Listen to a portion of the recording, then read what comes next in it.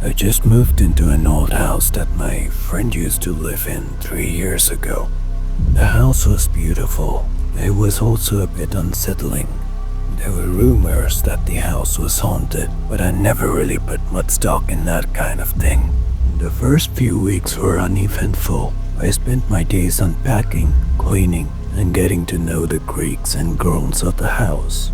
But one night, while exploring the attic, I discovered something strange. Behind a stack of old boxes, I found a small door. It was hidden, almost as if it had been deliberately concealed. The door was pretty rusty, with a tarnished handle that seemed to shine in the dim light. I tried to open it, but the door wouldn't budge. I assumed it was locked and I decided to leave it for another day. But over the next few days, I couldn't stop thinking about it. And there was something about that door. Something that hit my curiosity like nothing else ever did. One afternoon, I managed to find an old key in a drawer in the kitchen.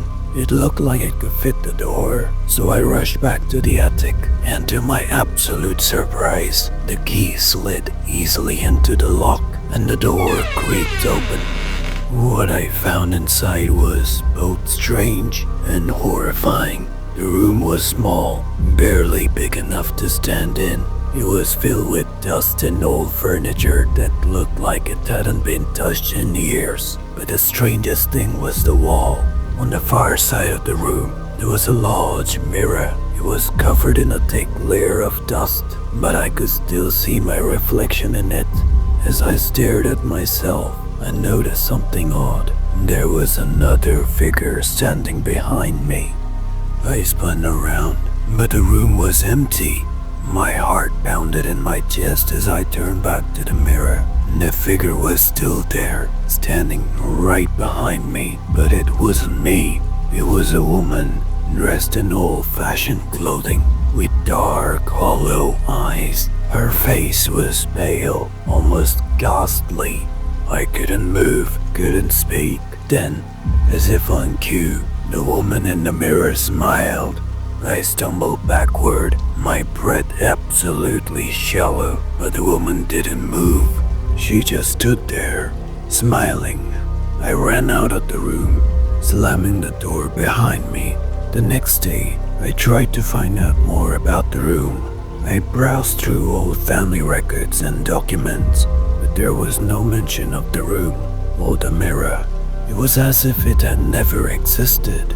That's when I found an old photograph of the house taken years ago. In the photo, the room was visible, but the mirror wasn't. Instead, there was a small, old-fashioned cradle.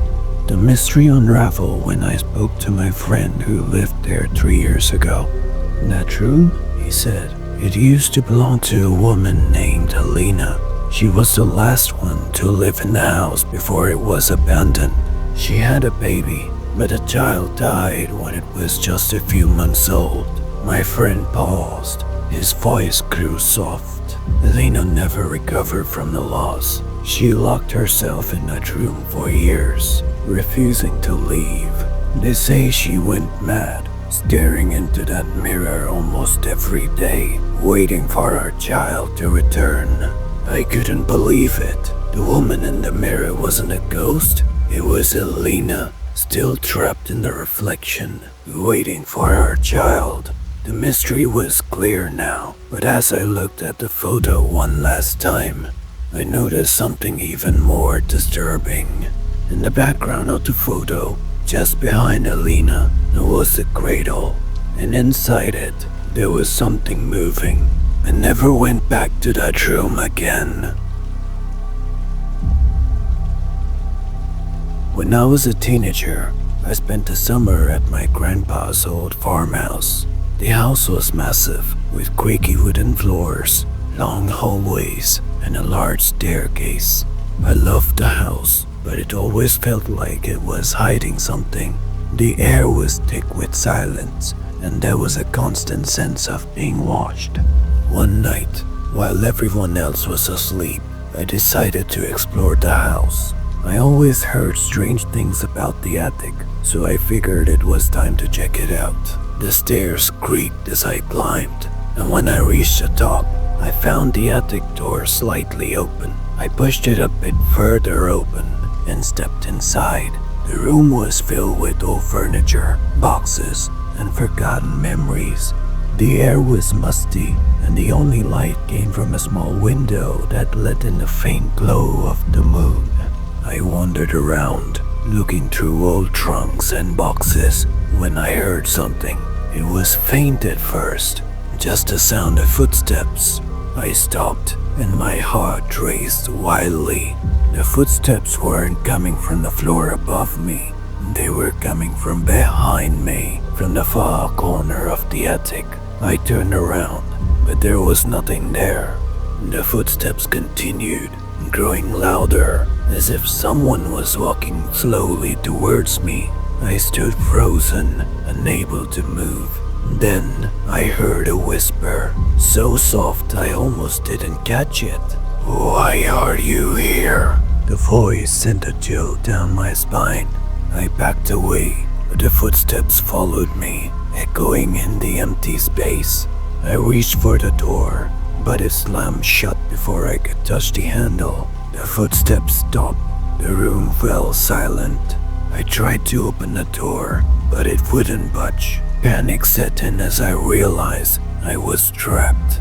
The whisper came again, this time louder. "You shouldn't have come."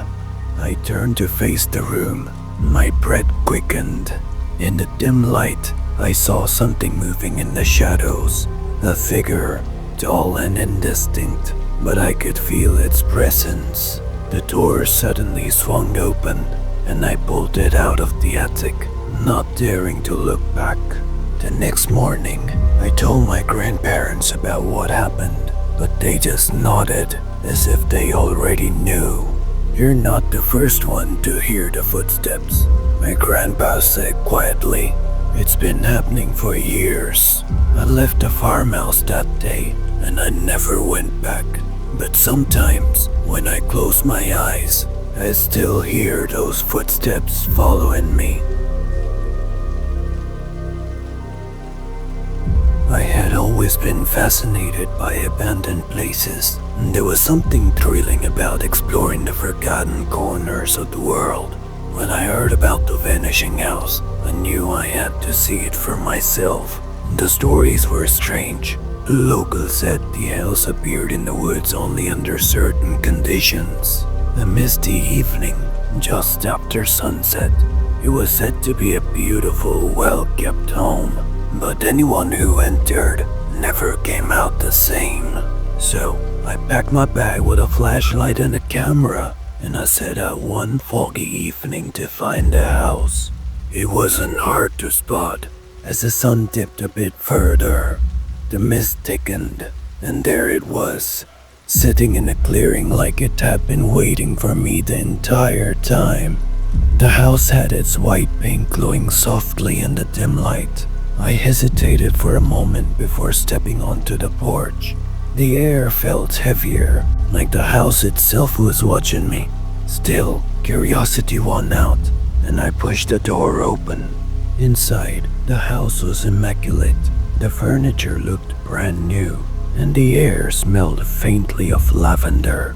It was as if the house was still being lived in. I wandered through the rooms, taking pictures. Everything seemed normal at first, but then I noticed something odd. My watch had stopped. I checked my phone, but it too was frozen. 7:23 p.m. The exact time I had entered the house. That's when I heard a faint sound of laughter. It wasn't coming from any particular direction. It seemed to echo through the walls. "Hello?" I called out, but there was no response. I climbed the stairs to the second floor. The laughter grew louder, more distinct. It sounded like children playing a game I couldn't see. I followed the sound to a room at the end of the hall. The door creaked open to reveal a nursery. Toys were scattered across the floor. The laughter stopped abruptly, and the room fell silent. I turned to leave, but the hallway was gone. In its place was a long, dark corridor that stretched into the distance. I started walking, my flashlight barely cutting through the darkness. The walls seemed to close in around me, and the air grew colder with each step. Eventually, I came to a door. It was different from the others. It was made of dark, polished wood, and it had a brass handle that gleamed faintly. I opened it and found myself back in the living room, but something was wrong. The furniture was covered in dust, and the air was stale. I checked my watch. It was working again, but the time was wrong. I entered the house at 7:23 p.m., but now it was 3:45 a.m. I ran out of the house and into the woods, not stopping until I reached my car. When I looked back, the house was gone, swallowed by the mist. The next day, I developed the pictures I had taken. Most of them were normal, but one stood out. It was a picture of the living room, but in the corner of the frame, there was a figure, a young girl, in a white dress, staring directly at the camera. Her eyes were black, and her mouth was twisted into a grin. I don't know what happened in that house, but I do know one thing. It didn't just take hours from me. It took something else, something I can't explain. Sometimes, late at night, I hear a faint laughter coming from the woods behind my house, and every time, my watch stops at 7:23 p.m. I live alone in a small apartment on the third floor of an old building. It's nothing fancy, but it's still my home. The only thing that ever really bothered me was the front door. It had a peephole, but for some reason, it had been painted over before I moved in. I always meant to scrape the paint off, but I never got around to it. One night, I was lying in bed, scrolling through my phone, when I heard a knock at the door. It was soft, but deliberate. 2 knocks, and then silence. I wasn't expecting anyone. It was almost midnight. I hesitated for a moment, then got up and walked to the door. "Who is it?" I called out. No answer. I waited a few seconds before looking through the peephole, forgetting of course that it was painted over. I sighed, debating whether to open the door, but something told me not to. Then, the knocking came again. A couple of really deliberate knocks. A chill ran down my spine. I pressed my ear to the door, straining to hear anything on the other side. There was nothing. No footsteps, no breathing, just silence. I decided to ignore it and went back to bed, but I barely slept. The next morning, I checked the hallway. It was empty. I asked my neighbors if they had heard anything, but no one had. That night, it happened again. 2 knocks. Silence. I didn't answer. It continued for the next 3 nights. Always 2 knocks. Always silence. By the 4th night, I was too scared to sleep.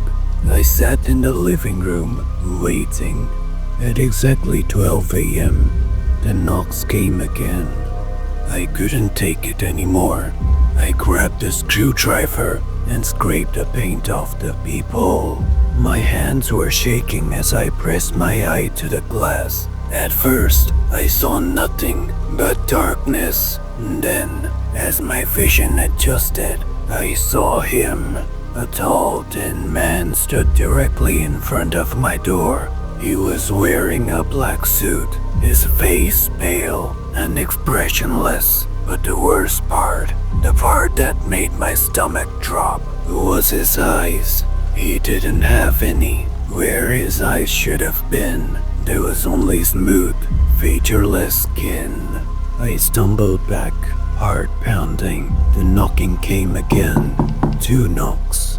I didn't move, and obviously I couldn't breathe. Then, slowly, The doorknob began to turn. I grabbed the heaviest thing I could find, a lamp, and held it tight, ready to swing. But just as suddenly as it started, the doorknob stopped moving. I waited in silence for what felt like hours. Eventually, I worked up the courage to look through the peephole again. He was gone. The next morning, I called my landlord and asked if anyone had ever complained about strange knocks before. He hesitated before answering. "You're not the first tenant to mention it," he admitted, "but you were the first to still be living here." I moved out that day. I never found out who or what he was, but sometimes, in the dead of night, I still hear it. 2 knocks, and then silence. I live alone in a small apartment. Nothing fancy, just a bedroom, a bathroom, and a living room with the mirror hanging above the fireplace. It came with the place, and I never paid much attention to it. Until one night, I was brushing my teeth in the bathroom when I saw it. Out of the corner of my eye, a reflection hesitated. It was barely noticeable, just the smallest delay, but it was there. I turned my head quickly, but my reflection moved in perfect sync. I shook it off. Maybe I was tired. Maybe my mind was playing tricks on me. The next night, it happened again. This time, I watched closely. As I reached for the light switch, my reflection stayed still for a fraction of a second longer than it should have. I felt a cold sweat break out on my neck. I tested it, making small, sudden movements, raising an eyebrow, tilting my head. My reflection followed, almost. Something was off. Then, just as I was about to look away, it smiled, but I didn't. I stumbled backward, heart pounding. My reflection was grinning at me, wide and unnatural. It held my gaze for a moment, then returned to normal, mirroring my horrified expression. I barely slept that night. The next day, I avoided every reflective surface in my apartment. I covered the bathroom mirror with a towel and draped a sheet over the one in the living room. That night, as I lay in bed, I heard it, a faint scraping sound coming from the living room. I froze, listening.